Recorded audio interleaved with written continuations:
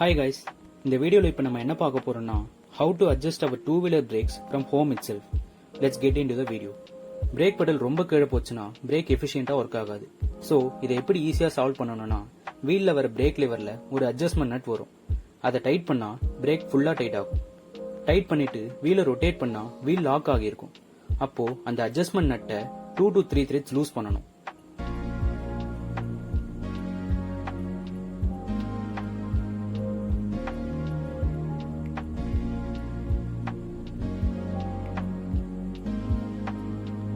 Loose பண்ண அப்புறம் wheel ஃப்ரீயா ரொட்டேட் ஆகும் அண்ட் எஃபிஷியண்டா ஒர்க் ஆகும்.